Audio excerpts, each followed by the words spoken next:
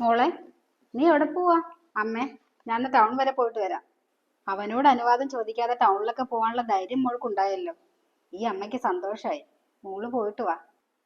പിന്നെ അമ്മേ, ഞാൻ ടേബിളിൽ ഫുഡൊക്കെ എടുത്തു വെച്ചിട്ടുണ്ട്. കറക്റ്റ് സമയത്തിനെടുത്ത് ഭക്ഷണം കഴിച്ചോണം.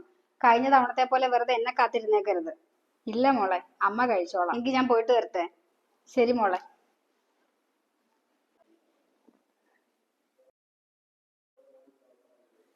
ഇത് ഇതാ ചിത്രകാരൻ വരച്ച ചിത്രമല്ലേ?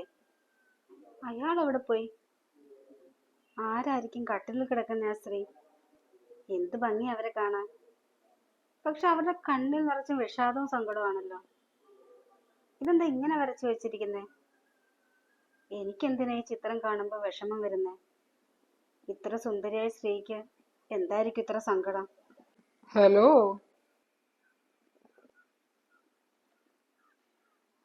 ചിത്രം വളരെ മനോഹരായിട്ടുണ്ട്. ഇത് വെറൊരു ചിത്രമല്ല, പിന്നെ എൻ്റെ ജീവനും ജീവിതവുമാണ്. ചിത്രരചനയുടെ കാര്യം മാത്രമല്ല പറഞ്ഞത്. പടം വര എൻ്റെ ഉപജീവന മാർഗമാണ്. എന്നാൽ ഈ ചിത്രം എൻ്റെ ജീവനാണ്. ശരിക്കും ജീവൻ തുടിക്കുന്നത് പോലെയുണ്ട്. ഇതെൻ്റെ ഭാര്യയുടെ ചിത്രമാണ്, എൻ്റെ കല്യാണിയുടെ പടം.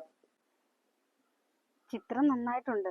പക്ഷേ ആ സ്ത്രീയുടെ കണ്ണില് ഫുള്ളും വിഷാദവും സങ്കടവും ഒക്കെ ആണല്ലോ. അതെന്താ അങ്ങനെ? അതിന് തൻ്റെ ദുഃഖം ഇന്നലെ താൻ കരഞ്ഞു തീർത്തില്ലേ? ഞാൻ കണ്ടിരുന്നു. ഇന്നലെ രാത്രിയിൽ താൻ മുറ്റത്തിറങ്ങി ഒറ്റയ്ക്കിരിക്കുന്നതും കരയുന്നതും സ്വയം ആശ്വസിക്കുന്നതൊക്കെ. പിന്നെ ഇനി ആ കുളക്കടവിലേക്കുള്ള യാത്ര വേണ്ട കേട്ടോ.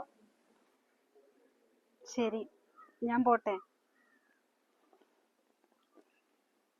ദൈവമേ, അയാൾ അയാളെല്ലാം കണ്ടു. ഞാൻ ഇന്നലെ കരയുന്നതും എല്ലാം. ശോ, ആകെ നാണക്കേടായല്ലോ. വേണ്ടായിരുന്നു. മുറിയിലിരുന്നങ്ങ് കരഞ്ഞു തീർത്താ മതിയായിരുന്നു. എങ്കിൽ അയാൾ കാണില്ലായിരുന്നു.